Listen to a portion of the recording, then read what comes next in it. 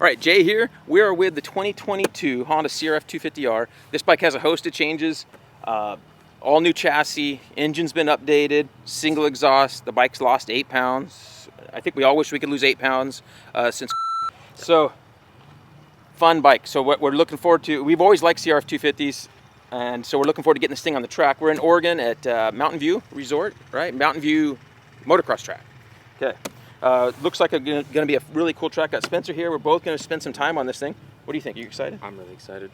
So I'm a big proponent of 250s for a lot of guys, especially guys learning, and even vet guys that are older, slower, not too concerned about racing. Obviously, if you're racing and want to be competitive in the vet class, you're going to want a bigger bike so that you're not, getting killed on the start. But 250s are a lot of fun if you want to have a, really fun riding, and that's what a 250F is good for. And this one, those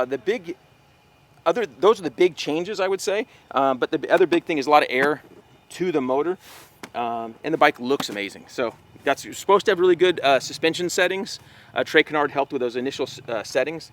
So we got some good guys out here. We got Trey Kennard, we got Lawrence Brothers. So should be fun. Check it out.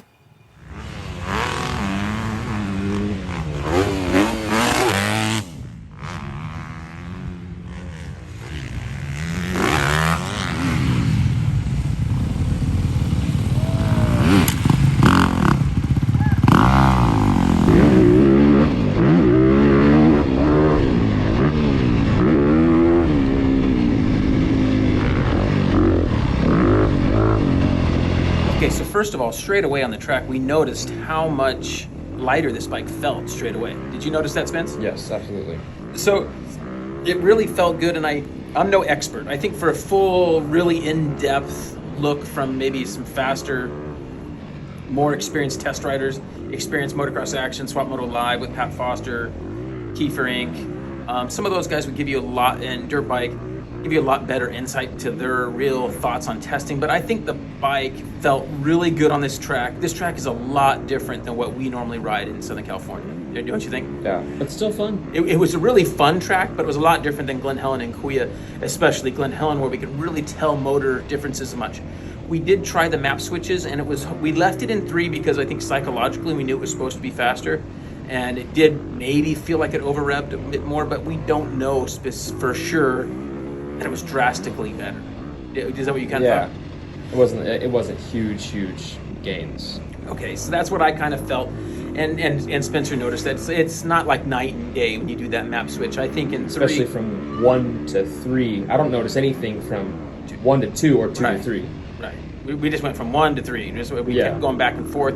And 3 is supposed to be the faster one, more aggressive and a little bit more over-rev feel. And it felt good. I liked it. And maybe felt a little bit more torque. But at the end of the day, I don't know that the map settings are very drastic. And you're on a 250F, I think for the most part, most places, you want the fastest setting. If you're on a 250F. On a 450, I could see you wanting to back it off a little bit in certain conditions. And the suspension felt really good, and that this track didn't get that rough, not like a Glen Helen rough, but it did get some chop in it, and the mulch was just a unique feel to us. It was very slippery. I jumped some jumps that I didn't think I'd be jumping today. What'd you think? Me doing the finish line one? I was like surprised because I told myself I wasn't doing it. Yeah. And then got on it, and it was very deep early. I didn't ride it early, and then let it get. But the Mountain View track was really fun, so that was cool. Anyway, the suspension felt really good. All we did was back out like 3 clickers on the forks. We would need to ride it on some other tracks to kind of see what we'd want to change, if anything, which direction. But it felt pretty dang good for guys that are way oversized of a typical 250F rider that are lighter. So both of us being closer to 200 pounds than the 150 pounds that most 250F riders are. So for us, I think it felt pretty good. Yeah. And I think for a lot of vet guys, it would be good suspension stock. I think it's definitely in the top 2 or 3 of the class, as far as suspension. It's going to be right there with the Yamaha, I would think, suspension-wise, stock suspension would be my guess. The gearing felt really good. I think it pulled really well in places. The gearing felt like it was, I think, the right gearing. I don't know that I would change. I don't think I would change the rear sprocket at all. We'll have to try it on some more tracks, but I think the stock gearing is pretty good in it. The shifts feel incredible. The comfort on the bike is really good. I felt pretty at home on the bike, and I've always felt comfortable in Hondas. So Is that what you kind of felt? Yeah, I think a lot of guys are going to be, if maybe they have the old generation, I think they'll be pleased with the upgrade if they want to keep on riding red. Yeah, and it's like, this generation chassis and everything, I think is definitely in the right direction. This isn't a night and day different bike, but it's a substantially better bike from what I can tell. And as far as somebody was asking me how we'd rank these, it's really hard to say that without riding the other bikes the same day. But this puts this bike right there in the top, and it's very close between the Japanese bikes. So it's kind of those grouped together. Which one of those you like best, and then which of the 3 Austria bikes, which are, we're just going to say they're all the same, right? I mean, yeah. So between those 3 bikes, so which of the, if you prefer, and I think if there's, the suspension on the 3 Japanese bikes we all like better with the dual springs on all 3, the Kawi, Honda, and the Yamaha. So this was really a fun bike to ride. I got a little bit of footage of us talking with Trey Kennard, who helped with some settings, so we'll go to that, and hopefully you enjoy it. Okay, so we're back here with the 22 Honda CRF250R, and I got Trey Kennard here, who helped develop some of the the finished settings for the ECU settings and the suspension and all that. And those that don't know who Trey is or living under a rock, but he's now in a retired role, who's now in a functioning role in testing. So tell us a little bit about what some of the highlights of the updates to this bike. Yeah, so I'm really excited about this thing. I've had a lot of fun riding it, ridden it quite a bit in the last few days here at this intro, and then at the beginning of the year we were putting the finishing touches on it and had a lot of fun riding it then as well. So really excited about it. Obviously, I think one of the first things that you see with it is that it looks like the 450, which I think, man, just you look at the bike and you want to ride it. Right. Just a beautiful bike. And then the ergonomics of it too, like just sitting on it, the rider cockpit area, it's just comfortable. I've always felt that way with Hondas, and if anything, this does not feel any worse in that aspect. And a couple jumps, not that I'm getting sideways very much, but a little bit I can feel very comfortable on it in that aspect. Yeah. So that's number one for me, just right off the box. But lighter. I mean, 8 pounds lighter. That's hard to. It's hard to lose 8 pounds. No.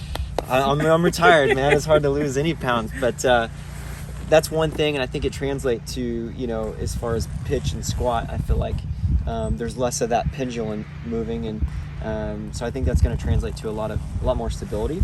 I think probably the most thing I'm most excited about though is the power character and the gear ratios. Just not always having to try to find where the power's at. Yeah. For me on the previous year models, I'd come into a turn, I'd shift down 2 or 3 times, I'd get right in the meat of the power, and then before I knew it, I'd have to shift up again. And so it's like you come into the turn in first gear, you leave in fourth, So I love that I can stay in second and third on this bike for most of the track. How would you have liked to have raced this bike back in 08, 09 compared to your car bike? Oh, man.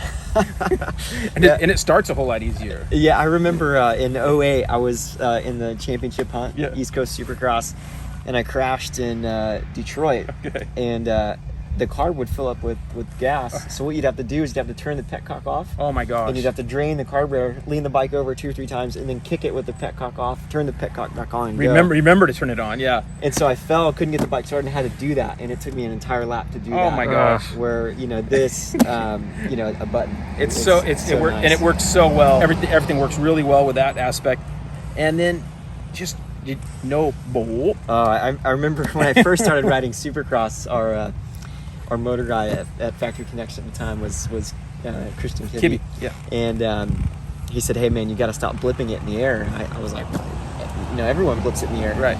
He said, "Yeah, but you see that boo up you're getting that's because you're blipping it in the air." So you'd have to ride a rhythm section and go because you didn't want to load up with fuel. So to hop on this, you don't have to worry about it. You're never going to get that ever, yeah. And that's exciting. And I, it's so clean off the bottom. It's exciting. Oh, and it seems to run clean everywhere. So, and this got all the updates of the 450, losing that weight, kind of better air box setup, breathing better, more air, all that, right? And it's felt pretty good. What any other thoughts you have on the bike? No, I mean, it's exciting for me on a HRC side, going back from the 250 to the 450. You don't have to make that bike feel adjustment because you're riding the same platform. Oh, yeah, so for guys riding, obviously now if you're riding a 450 and 250, it's basically very similar feeling. Same bike. I remember, as an amateur, you'd go to the races, you'd have, 5 different bikes or something. and so not having to make that jump, different platforms is really exciting. Awesome. Well, thanks for the input. It's been awesome. Bike is really fun, so enjoy. Thanks, guys.